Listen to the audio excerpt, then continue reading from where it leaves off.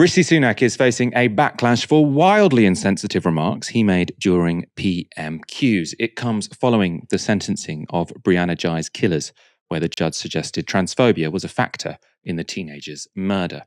Brianna's mother, Esther, had met with MPs to discuss new online child safety measures, which she says could have saved her daughter. That's why she was present in Parliament when this happened.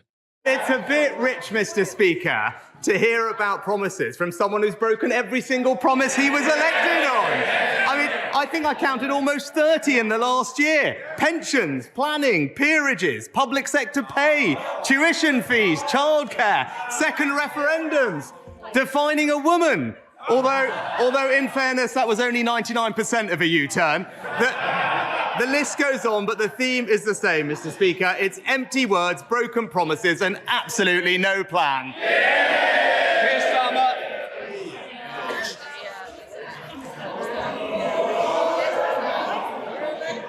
Of all the weeks to say that, when Brianna's mother is in this chamber, shame, parading as a man of integrity when he's got absolutely no responsibility. I think the role of the Prime Minister is to ensure that every single citizen in this country feels safe and respected. It's a shame the Prime Minister doesn't share that. And it shows two things, doesn't it? I mean, one is complete political incompetence, right? There is the mother of a murdered child, and he makes this sort of transphobic jibe when they're in the Commons, when they're in the chamber. It's a bit like him making a £1,000 bet just 2 days ago about whether or not desperate people could be sent to Rwanda. This is a guy who doesn't seem to have any sensitivity for humans and people, really. The other, I suppose, and I mean, lots of people have watched this and been rightly outraged. I was. But lots of people have said, well, just because, the mother of Brianna Ghey was there, that joke shouldn't have been made anyway, right?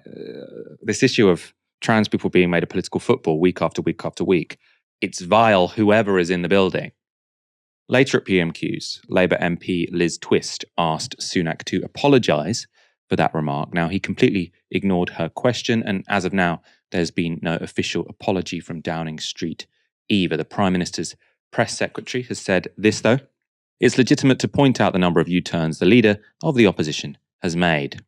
The whole thing makes Sunak seem both sinister and insensitive, but many have also pointed out that Starmer's willingness to position himself against transphobia hasn't always been consistent. Nicola Sturgeon tweeted this: "This was truly terrible from Sunak, but let's not kid ourselves. Had Brianna's mum not been there today, no one, including Keir Starmer, would have batted an eyelid.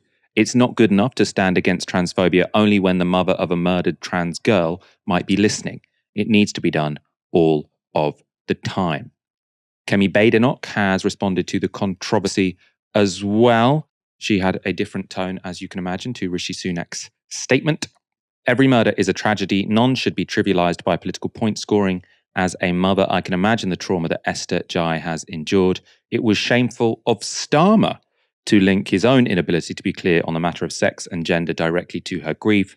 As Minister for Women and Equalities, I've done all I can to ensure we have taken the heat out of the debate on LGBT issues while being clear about our beliefs and principles. Keir Starmer's behaviour today shows Labour are happy to weaponise this issue when it suits them." Now, it's unclear to me how making jokes about trans people at Prime Minister's questions is taking the heat out of LGBT issues. Of course, that's not the first time Rishi Sunak has done that. These are jokes he tries to make every week because he thinks it's something he has on Keir Starmer. What's more, Kemi Badenoch has a history of both trivialising trans issues and weaponising them for purposes of political point scoring. So this is from journalist Camilla Turner. "No gender-neutral loos here. Just arrived at Tory leadership candidate Kemi Badenoch's launch event where makeshift signs have been added to toilet doors to say men and ladies." So this is sort of little joke they made at the launch of Kemi Badenoch's leadership campaign. There were gender-neutral toilets, and so, oh no, we won't have gender-neutral toilets here. We're going to make these silly little paper signs where one is for men and one is for women. We, of course, seem to be governed by a bunch of adult-sized school bullies. To discuss today's incidents, I spoke earlier to Ugla Stefania, a trans advocate, Metro columnist, and the co-director of My Generation. It was just particularly shocking to hear that he made no connection between sort of, cheap, crass jokes and anti-trans sentiments to what had actually happened to Brianna. And there seemed to be a complete disconnect to, the mother that was sitting in those chambers at the time. And it just became really, really shocking. But, it would have been shocking regardless of whether she was in the room or not. And it's certainly not the first time that Rishi has made cheap jokes about trans people. So it just seems to be that he doesn't make any connection between his behavior and the impact that can actually have on the lives of real people like Brianna and like lots of others. Do you think jokes made in Prime Minister's questions do sort of filter down to have an effect on the lives of trans people in Britain?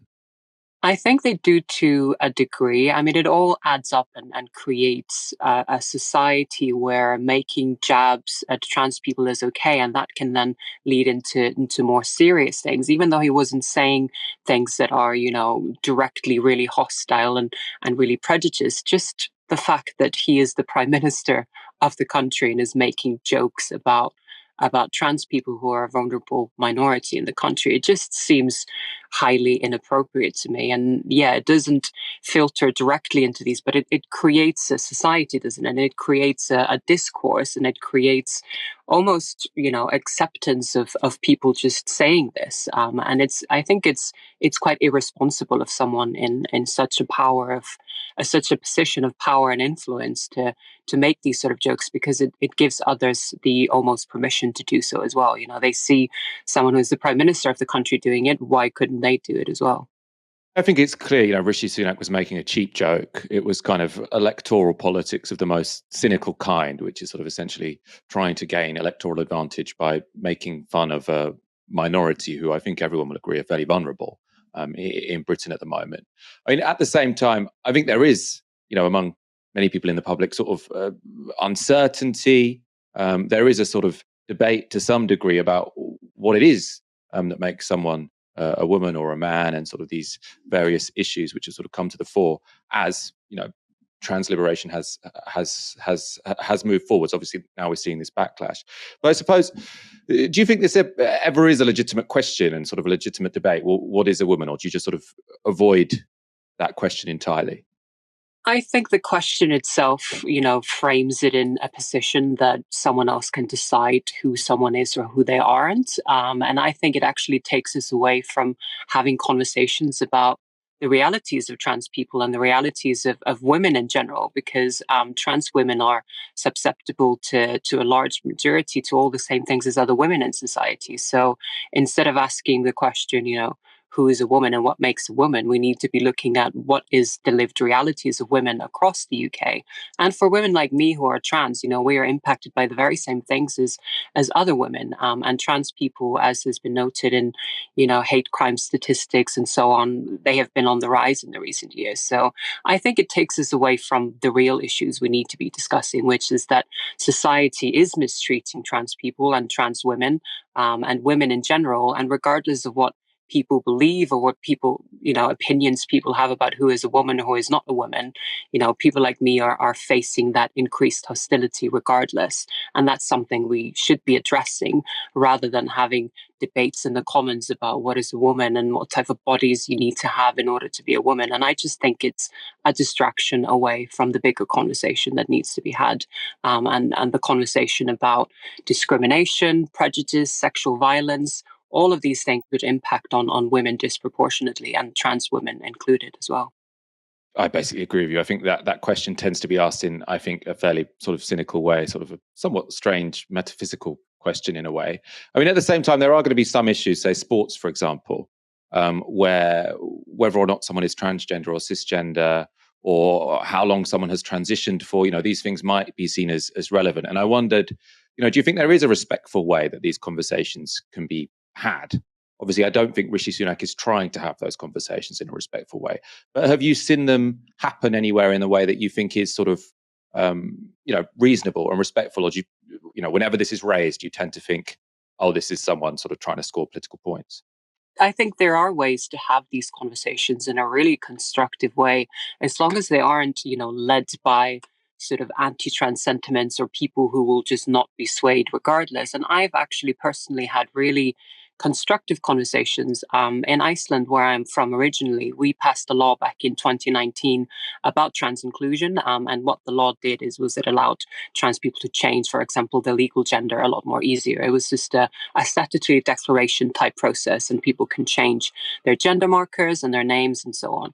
And actually, we had really constructive conversations with institutions like the police, the prison service, sports unions, all sorts of organizations and institutions where these debates are sometimes formed around. And actually, we were able to have really constructive and useful conversations about this. And in the end, we came to the conclusion that trans inclusion is incredibly important, and we need to make sure we continue moving towards that. And I think when we in particular talk about things like sports, which appear to be a really hot topic right now, because there seems to be some sort of an uncertainty about, what physical advantages are and how they work in different types of sports. And I think these conversations need to continue to be had. There is more research that needs to be done to sort of affirm the sort of trans inclusive policies that are in place. But we aren't really able to have those conversations, sadly, a lot of the time, because they're completely dominated and overshadowed by really strong sort of anti-trans sentiments. And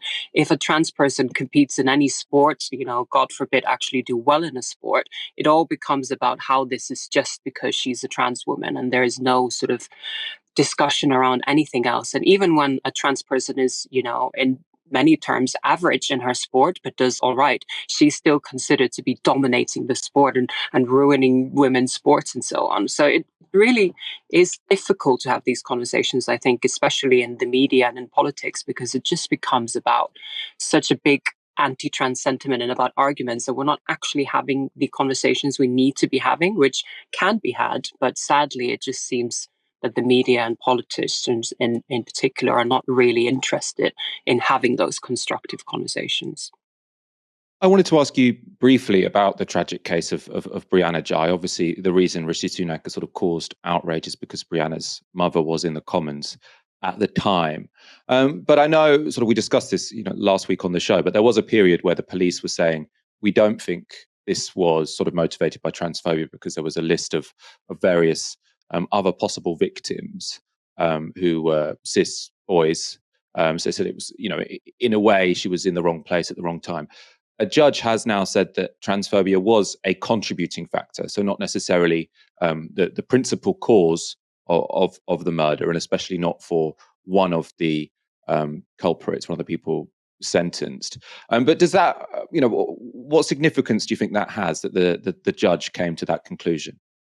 I think it was a really sort of important point to be made, because, as you said, when the murder happened, there was a real strong sort of sentiment that people shouldn't, make conclusions, which people obviously shouldn't. But there was almost a form of telling people that they were being absolutely ridiculous for thinking that this might be connected to her being trans and so on. And I think for trans people, it was something that trans people weren't surprised by if that turned out to be the case, because we've seen these rise in anti-trans sentiments. So when the proceedings happened and we started to see the type of views that the two people who were sentenced were holding against Brianna, and the type of language they were using and the way they referred to her, it became quite clear that her being trans, was a part of it. And that made her a target. It made her vulnerable, the fact that she was trans. And that was something that was acknowledged as a part of the judgment. So I think it was a really important point to make, because I think people were quick to sort of sweep it away and say, well, this has nothing to do with trans issues. This is just an unfortunate event, in a way to almost dismiss, trans people in general and their sort of experiences of discrimination and hate crimes. And I think it was a really important point to make, to sort of show people that actually this is the consequences that can happen when we see anti-trans sentiments being repeated time and time again in the media and by politicians. And that makes it into a more acceptable view to have. And then that forms into, prejudice, discrimination, and then really, really violent crimes like this, and can have an effect on them as well.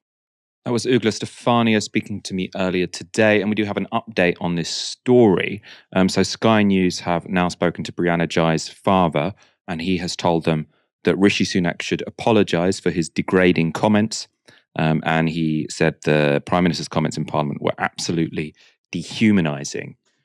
So, I think this is both embarrassing for Rishi Sunak, but also Kemi Badenoch, because Kemi Badenoch saying, how dare Keir Starmer exploit the death of this 16-year-old for to make a political point. It was obviously a ridiculous comment on the face of it, but clearly the parents of this murdered child don't see it as Keir Starmer having weaponized this. They see it as Rishi Sunak making the transphobic joke in Parliament as being the problem.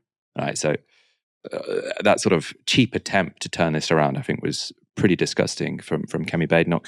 And obviously, and we're talking about this because of the disgusting joke made by Rishi Sunak. And what a contrast as well as to sort of how Brianna Ghey's parents have responded to this tragedy compared to Rishi Sunak. So we showed you actually on Monday some clips of Esther Ghey, Brianna's mother, speaking to Laura Kuenssberg in such a sort of dignified way, sort of speaking with both a lot of forgiveness for the parents of her child's murderer, lots of understanding, not lashing out in any way. I mean, really a sort of level of bravery and understanding, which I think, most people would, not think that they themselves would be capable of. And now you've got Rishi Sunak sort of making a playground joke at Prime Minister's questions when Brianna Ghey's mother is in the room. Completely appalling.